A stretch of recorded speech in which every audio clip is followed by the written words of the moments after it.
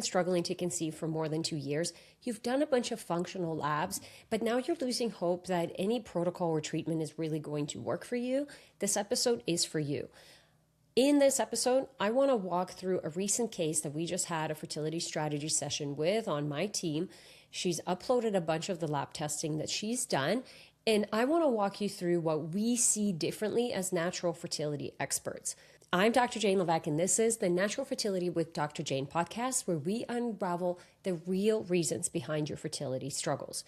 And this case is a perfect example of why we need one person who specializes in fertility to really look at all of the testing when it comes to the functional medicine side and put the pieces together from a fertility lens. This is someone who's followed many different protocols, received some kind of results, but never anything meaningful. That endometriosis, the surgeries that she's had, the endometriosis just continues to come back, and they're, of course, nowhere close to conceiving. They're considering IVF, but looking at some of their numbers and the inflammation, it doesn't look like it's really going to work. And of course, they're hesitant as a couple to say, let's sign up for this procedure and hope that it works, because let's face it, it's a lot of money and there are real complications and, real risks that are involved with any procedure. So if you're like a crunchy granola, you love the functional lab test, but you have been really frustrated with some of the testing that you've gotten and then the results that you've gotten based on the protocols, let me walk you through what I'm seeing. So I am not going to share my screen because I didn't have time to blank out all the names, and honestly, it just takes forever. And I just wanted to record this podcast, but I'm going to highlight a couple of things when I look at it that I want you to understand what it really means and why those are much bigger red flags than a lot of practitioners think. And again, as a natural fertility expert, not only are we looking for optimal, but I also want to understand the history. So a woman with endometriosis, like this patient, when I'm seeing certain markers, my red, kind of like my spidey senses are going to go up a lot more if she didn't have endometriosis, because even really slight imbalances in certain markers actually tells me that her body is struggling quite a bit. So I'm just going to walk you through some of the things that I'm seeing. So first of all, she struggles with heavy periods and the really painful periods, and she has to take time off work. So obviously that's debilitating. But her ferritin levels and her iron levels were really low, and she decided to get an iron transfusion. So this is, I'm not sure actually how many months post iron transfusion, but the first thing that I notice when I see it as a natural fertility expert is that her iron total, her ferritin is now at 38, which is actually pretty good in terms of optimal range, a little bit outside of that, but it's not bad. When I look at her iron, it's quite high. It's at 168. And this reference range is a little bit higher than what I like to see. This reference range is 40 to 190. I typically consider a reference range of 40 to 160 or 150 to be elevated. So 168 for me is quite high. Now, the other marker that's really high is the iron saturation at 51%. So iron is one of these molecules that's really, really important to have in balance in the body. Too low is not good, but too high is also really damaging. And for a woman with endometriosis, iron, copper, zinc, histamine, estrogen, there's a lot of interplay there. So the iron and the copper and the zinc is a triangle, and I want to understand everything that's going on. And when we have iron accumulation, there's a lot of oxidative stress. We're also thinking about things like hemochromatosis. Now, if this is really close to iron transfusion, it might be that her body is just getting used to it, which, by the way, I do not recommend getting an iron transfusion if you do not understand why your iron is low. And if your iron is low because your menstrual cycle is really heavy, well, I really want to understand why your menstrual cycle is heavy. And if your menstrual cycle is heavy because your estrogen is high, well, I really want to understand why your estrogen is high. You get the point. We need to ask deeper questions instead of say, oh, my iron is low, let's just put a bunch of iron in the body. Because someone with endometriosis who's already inflamed and potentially has high saturation and potentially has some, link to hemochromatosis, because, I doubt she was ever tested for this, that's going to create so much havoc in the body and actually set her way further back. And I would be surprised if she didn't feel 10 times worse after having this transfusion. So she might have felt a little bit better in terms of her energy because her iron was low, but the inflammation and, the progression of the endo after, let's say, a month, 2 months, 3 months post iron transfusion, I wouldn't be surprised if that's when she noticed all the regrowth. So ruling out hemochromatosis for these patients is really important. And we never just look at ferritin, because I see so many women with low ferritin and high iron. And so adding more iron into the body is not what the body needs. And we actually need to understand why that ferritin is low. Are there nutrients that are missing, antioxidants versus infection? And it's usually multiple components. And then, of course, we want to look at the copper and the zinc. And so this is someone who was aware of the copper and the zinc ratio, but it didn't test enough. So the copper and the zinc was just tested in the red blood cell. There was no ceruloplasmin, and there's no zinc or copper that's tested in the plasma, which means we cannot calculate the free copper. So if we can't calculate the free copper that's roaming around, just because you have copper that's in range doesn't mean that copper is good and it's not causing damage. So a perfect example of how we're getting close to getting enough information about what's going on, but we're not quite there, which means you have a blind spot, which means you're still going, oh, I guess it's not that, where in reality it is that. You just didn't get enough information to show you the full picture. And again, I'm almost speaking to some of the practitioners out there that are doing testing, where we really want to make sure we understand what we're testing and why we're testing it. And is the information that we're getting on these tests actually giving us the data that we need, or are we missing some pieces? So the copper, the zinc, the ceruloplasmin, the free copper with the estrogen and the iron, really, really important. It can be disastrous for women with endometriosis in terms of oxidative stress, inflammation, and, driving the estrogen, all of these things. The other thing that's quote unquote in range, but for me is quite low, was her electrolytes. So this is in the second half of the cycle that she tested, and her sodium is really low, and so is her potassium. It's in range, but when I look at optimal, it's low. When our electrolytes are quite low, I know nothing is moving through the body. It's likely there is she cannot sweat, and we confirmed that. So again, whether that's mitochondria or electrolytes, the body is in preserve mode. And if you think about things like sodium and potassium, and those sodium-potassium channels that are literally on very many cells of the body and how the body communicates, when that's low, the communication is going to be broken. Nothing is going to be moving through the body. And then we're looking at thyroid function and metabolism and how any protocol is going to be integrated, let alone what happens with gut function. We really underestimate the importance of electrolytes for good gut function. That's a red flag that, again, never got addressed. And for someone with endometriosis, she did test the Dutch, and I'll talk about that in a second, but she actually didn't have very high levels of estrogen. And so when I see that, and I see the low electrolytes and other inflammation, I don't think that she has excess estrogen. I think that estrogen is stuck in one place, and it's in her reproductive organs, and sometimes it's the uterus, sometimes it's the breast, sometimes it's the ovaries. So for us to figure out why that estrogen is not circulating and is essentially just hanging around in one spot can cause, it will change the treatment approach. We're no longer trying to move that estrogen out of the body. We're trying to move the estrogen and recirculate it so it can be in a healthy amount in all the tissue versus concentrated in one spot and cause issues. Then, in terms of like her inflammatory markers and homocysteine, even hemoglobin and her liver function, all those markers were actually tested and they were really good. Her progesterone was quite low, and that's not a surprise for a woman with endometriosis. Usually there's progesterone resistance. Usually the ovulation is not very strong. So no surprises there, but that's definitely something that we want to address. And when we looked at her immune system, is nothing that was super alarming, but just like these monocyte percentages that are a little bit elevated, these eosinophils that are a little bit elevated, these basophils are a little bit elevated. And the last thing that I'll bring to attention, and this is just on her blood work, is her cholesterol was quite high, her LDL. And everybody is talking about, wow, cholesterol is good. It shouldn't, we want the cholesterol. And I 100% agree with you, but it's high LDL.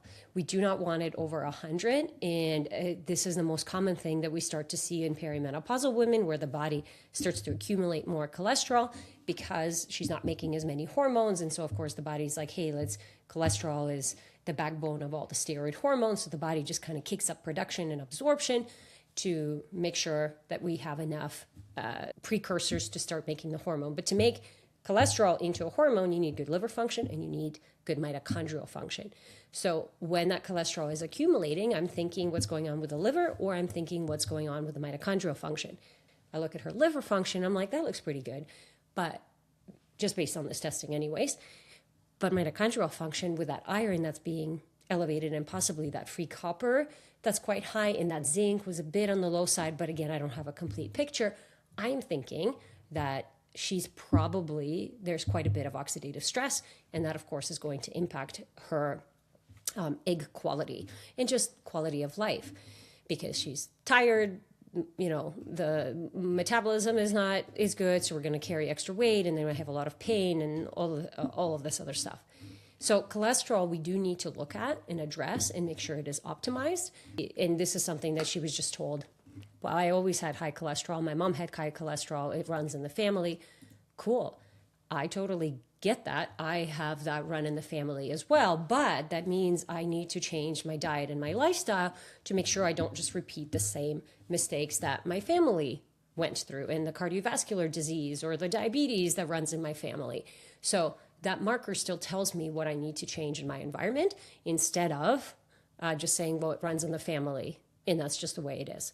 I agree with that. The other testing that I wanted to go through, she did a food sensitivity testing. To be honest, I do not recommend that you waste your time on food sensitivity testing, because I just don't think it's enough value. I used to test it all the time.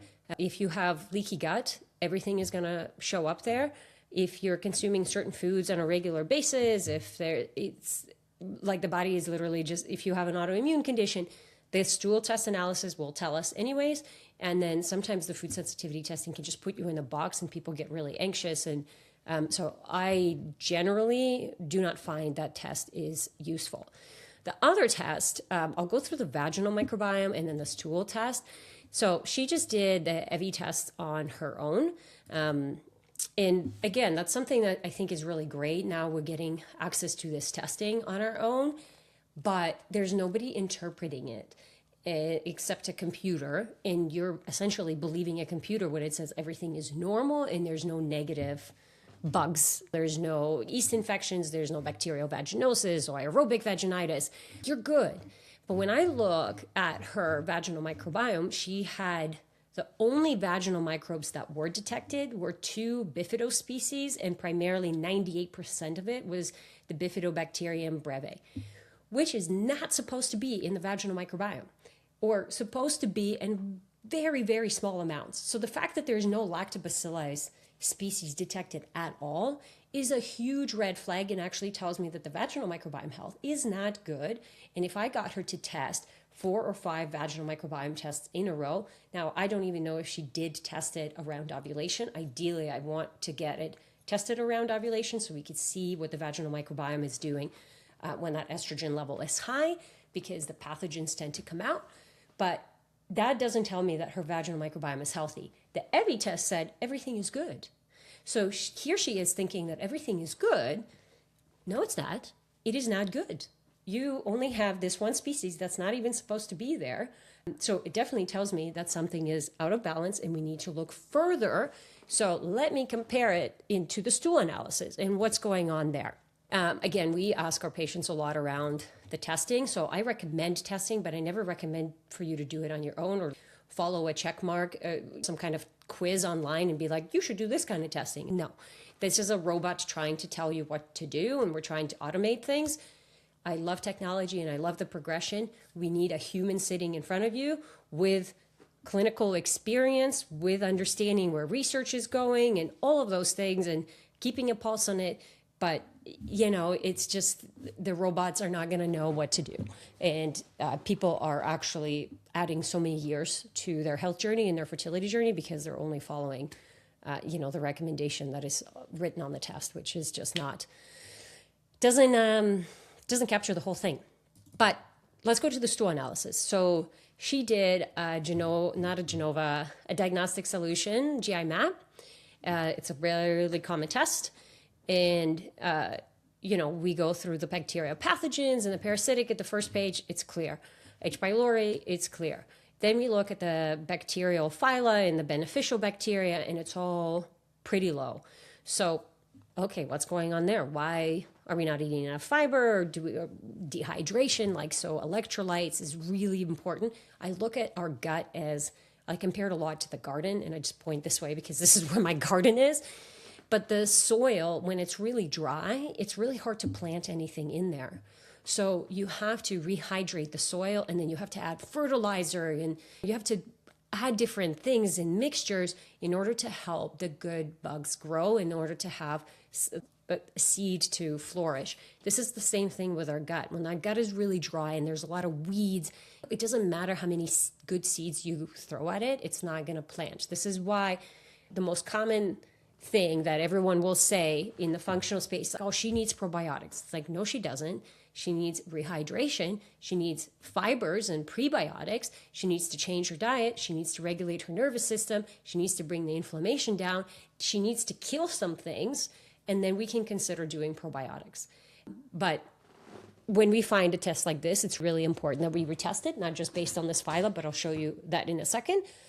This is where people just jump and they see, oh, low beneficial bacteria, let me add probiotics. No, it's not going to stick, I promise. And I look at those stool test analysis all the time. Patients like, I've been taking probiotics for 5 years, and they still have that. And it's because it's dry soil full of weeds, and they're just trying to throw seeds on it. And it's like, obviously, that's not going to stick. So don't underestimate that. When we go into the opportunistic and overgrowth microbiomes, she has Pseudomonas species that's really elevated. So 10 to the power of 4, we want to see it. So under 1,000 is where we would love to see it. Honestly, I want to see it below detection limit. Pseudomonas are highly associated with autoimmune conditions. I consider endometriosis an autoimmune condition. And we'll see that change it's no longer just going to be in the reproductive realm. We are going to see it change and move, whether it's into chronic inflammation or potentially an autoimmune condition. I do think this conversation is happening in some research that's trying to essentially decide where do we put it. But Pseudomonas species are associated with autoimmune conditions, and she has it overgrown to where it's millions, it's tens of millions of these bugs, and we want it under 1,000. So that's something that's quite alarming to me. And my first question to this patient was like, hey, what are you doing? Who ran this? And what's the recommendation? And of course, it's like, well, I kind of ran it on my own, or my practitioner hasn't recommended anything yet. I was just waiting to chat to you, and so on and so forth. When I see those levels like that, I'm going to assess a couple other things, and I'll talk about that. And then I want to make sure I'm pretty aggressive with my herbs and very specific with my herbs and supporting gut lining, et cetera. And then we need to retest because this can clear in 6 weeks or 3 months or 6 months, or for some even longer. And it very much depends on everything else that's going on and how much they're able to implement, right? If you could do everything that I tell you to do, then we can do it a lot faster. But that's not a reality for a lot of people. And I just say that because it's really hard to flip your life upside down when, we have other demands like our work and, just life. Anyways, that's really high. And that's the first, I was like, oh God, you need to address this. And then we continue to scroll, and then the blastocyst is really high as well. So there's a protozoa, there's parasites. And now I'm thinking, hierarchy of importance of treating. You can't treat bacteria before you treat a parasite. You have to assess the parasite. But before you even do the parasite, you want to make sure that her drainage is open and she has enough energy in the body to actually move things through. So then that brings me back to those electrolytes of like, oh my God, she's so depleted. Nothing is moving through the body. The mitochondria is probably overwhelmed. There's probably a little bit of constipation, especially with this endo. Well, I can't start killing parasites until I address that. So I just want you to like really understand the hierarchy and the importance of putting all of these pieces together, because the first thing that this person asked is like, can you give me a protocol for this? It was like, well, just for one test? No, I can't, because then I'm missing the entire point. It doesn't work like that. And I want you to elevate your thinking and the kind of questions that you're asking, because the $2 question is, oh, can you give me a protocol for this? The $1,000 question, the $5,000 question is like, hey, why do you think this is happening? How long do you think this is happening for? So we can continue to dig a little bit deeper and further. And like, what do I need to do to really actually clear and get to the clear this? Is it possible to clear it? Is this something that's causing my endometriosis? And the answer is like, yeah, this is playing a huge role in it. If endometriosis is an autoimmune condition or a chronic inflammatory condition, and I see all of this inflammation in the gut and these pathogens, well, of course your endometriosis is going to come back. And when we do surgery in this state, the chances of it coming back sooner or having really poor recovery post-endo is highly likely. So it's as each test reveals us more information, we can go, oh, okay. And this is why food sensitivity, I'm like, well, obviously she has a lot of food sensitivities. Why would it, to me, it's like, that's not a test that's worth it. I'd rather see a methylation panel, which of course nobody's still running. And I'm surprised so many people are not running it. And I do think that they're just really intimidated by it because it is intimidating to understand all of it. But it has been, like groundbreaking in my practice and the results that we're able to get when we address methylation. The other thing that's really big that comes up is her secretory IgA. So that's your immune system in the gut is like tanked. That's really common with parasites. That's really common with chronic infections. Her eosinophil activation protein is quite high, which tells me, that's common with a parasitic infection. And then her zonulin, her calprotectin is high. I want to see it low. So yes, inflammation in the gut, but her zonulin is like 2 times the amount that it should be. I ideally want it below 50 and it's at like 375. So for me, it's like 7 times the amount. So she has a very severe leaky gut. And in order to address the leaky gut, we need to get rid of the pathogens, but sometimes we need to prime the gut before we can start using herbs to essentially kill it. So all of this information is just telling me her capacity to be able to clear the pathogen. And what do we need to do to support the body in order to be able to clear it and get rid of it? So you're with me here, but now when we're looking at like a micronutrient analysis, and she did that as well, you're going to see a bunch of nutrients that are low, and there's no surprises to that because her gut is a mess. And those infections are her choline is on the low side. Her omega-3s are on the low side because she's so inflamed. There's some biotin, there is magnesium, there is boron, there is some calcium, you're just going to start to see if I go, oh, well, she has all these nutrient deficiencies, and the robot, whatever system is spitting out is like, you should take this much biotin, you should take this many omega-3s, this is the B5 that you need, these are the doses. Now she's walking out with 10 supplements to address each nutrient, and nobody's looking at the gut. Do you know what I mean? Because this is a completely different test from the stool. And this is why you're confused. And then you look at the vaginal microbiome and it's like, oh, you're totally normal. It's not optimal, but it's normal. But now I look at the gut and I go, that's not normal. And then I look at the nutrients. I'm like, oh, her system is so depleted. No wonder she's tired. And then you look at the copper. Oh, no wonder she's so inflamed. So again, my hope is to help you understand how it all works together. And the last test that I want to talk about, she uploaded a couple other ones, but the last one that I want to talk about is the Dutch. So we've been using Endo Insight Plus. It's the same creators, if you will, both really amazing tests. We just use it because that's the company, US Biotech is a company that we use to order a lot of our testing. So it just simplifies our ordering process, but both are really good tests. And when I look at her test, she has pretty high progesterone metabolism, metabolites. So, progesterone level is good. Obviously, we're not seeing that in the blood work. I don't think she did the Dutch test and the blood work at the same time, so we can't truly compare it. But then the estradiol levels are quite low. And then, testosterone looks healthy. DHEA production looks healthy. I look at her cortisol and how much cortisol she has. Like the free cortisol versus metabolites cortisol is very mismatched. So now I'm thinking what's going on with the liver, what's going on with the gut, what's going on with blood sugar, because that metabolism, it's not metabolizing. It's slow. It's sluggish. So we want to address that. So again, I love tests like the Dutch, But even when you speak to Dutch providers, they're like, this is not a test that's going to tell you everything. You should be running a stool analysis. You should be running blood work with this test so you can really understand. But the test on its own is really valuable because it tells us how you're breaking down that estrogen, what's your risk of developing cancer. It does tell us, the androgens and how you're shuttling those, et cetera, et cetera.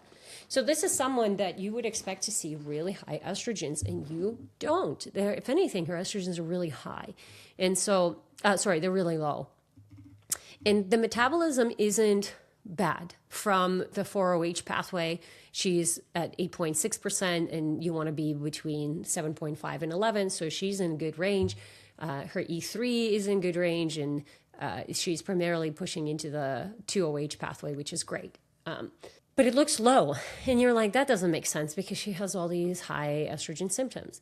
And then you match that with that free cortisol to metabolize cortisol, and you're like, I don't think she's metabolizing things very well, which means things are not, like, this is urine, this is how much she's excreting. So we have to look at the testing, but we also have to look at the symptoms and how the person is presenting. And this was a aha moment for me probably last year, maybe a little bit longer than that, is you can have high levels of estrogen, and they can be all concentrated in one area in the body, and they're causing all the issues. You can have low estrogen levels in all other areas. So I have a woman who's presenting with really dry skin, and her hair is falling out, and she has a lot of brain fog, and then she has this really crazy severe endometriosis. So it comes down to, can we move that estrogen around the body instead of, I need to get rid of excess estrogen? And this is where a lot of women have caused some trouble for themselves, because they assume immediately, if I have endometriosis, I have high estrogen levels, so I need to clear that estrogen. And so they have put themselves on DIM and calcium deglucarate, and the broccoli sprouts and all of these things that basically help to clear estrogen. And what do? They completely wipe out their estrogen levels, and they push themselves into early perimenopause. So just because you have endometriosis does not mean you need to get rid of your estrogen levels. You might need to move that estrogen levels, or you might need to fix your gut, decrease your inflammation. There's oxidative stress. It's not just estrogen, and we need healthy levels of estrogen in the body. Okay, estrogen is really important for our health. The type of estrogen and how you're breaking it down all matters, but we need estrogen in our body. So, and everything else in terms of like organic acids on the Dutch test, that came clear. So when this person is sitting in front of us and we're giving her this insight, this is what you thought is going on, and here's what else we're seeing. So everything that I broke down, from like the iron to the sodium to, hey, these are really bad stool analysis results. I think sometimes the functional practitioners or any practitioner, they don't want to hurt your feelings. And so they say, it's not that bad. We can totally do this. Let's just try. And then they're not aggressive enough with their treatment, or they don't assess, there's nobody assessed for methylation. And I think that's really important. Environmental toxins and mold is something that I would be looking to as well, and understanding what she's exposed to. But she has a pretty good base in terms of the testing. I would be curious to see something like a needle for her as well, to see what's happening with the monthly circulation. But there's not a lot missing. It's just what was done about it. Oh, nothing really. Or this was done, but it didn't move the needle enough. So if it didn't move the needle enough, it typically means we need to expand our puzzle to make sure we're not missing anything. And we need to be hypercritical or very picky about what we're seeing in the testing. So like if I see a 135 of sodium and that's in normal range, for me, it's like, oh my God, that's really low. If I see iron that's really close to being out of range for someone who's already really inflamed and prone to inflammation and potentially has genetics that are not in favor, we need to pay attention to that. So if you have endometriosis, or just you've been struggling to conceive for more than 2 years, don't let those, oh, it's not that bad, add literally years to your journey. I see this all the time. You just go, it's not that bad. And then 5 years later, it becomes worse. And now you've spent 5 years, instead of reversing the disease, it's been 5 years of it progressing. So I do find, knowing the history of the person and then understanding, methylation genetics, all that stuff, and then really weighing in on some of these issues and letting our ego go to the side and say, oh, that's hard. It's hard to see your labs and for them to be a mess instead of, oh, it's cholesterol, it's not that bad. And I think this is like practitioners, whether it's conventional or functional medicine, they go, oh, that's not bad, the cholesterol is high. No, it's actually bad. It is bad. Because when I have people change their diet, we address the infections, we address the inflammation, the cholesterol regulates and they feel much better. So we want to not brush anything off when we are struggling with big issues in our body, because all of those things add up. So I hope you guys found this helpful, and I hope it really helps you understand how interconnected everything is and why we don't want to just look at one test at a time, why we don't want to rely on AI-generated explanations of protocols and AI-generated supplement protocols, because there's so much limitation there. And if you are struggling with infertility or endometriosis, you need someone to deeply, deeply look at your case. And I think it will save you so much money, so much time, and so much energy when you actually follow your intuition and go, this feels right, this doesn't feel right, this is a person I trust, and this is why I trust them, or I don't trust them, and this is why. We as practitioners we say we interview our patients because we want to make sure it's a good fit. If we genuinely think that we can help you, we'll show you what that looks like. And if we don't think we're the right people, we want to point you in the right direction. It is absolutely worth looking for a practitioner and being really picky about who you work with, because it will save you so much money, time, and energy. And, even I myself, I'm on a waiting list. I've been on a waiting list for a year. I'll get to see my practitioner that I've been on a waiting list for November. And it's so worth the wait for me, because you're going to save me so much heartache and so many issues 10, 20 years down the road. And every patient that we have worked with, they're like, you've changed our life. I'm not worried about getting cancer. I'm not worried about getting cardiovascular disease. I'm such a different person. Or I got a different job. I moved to a different city. I'm so much happier now. That's the investment that you're making. It's not just about your fertility journey. The investment that you're making is into yourself becoming the best version of yourself.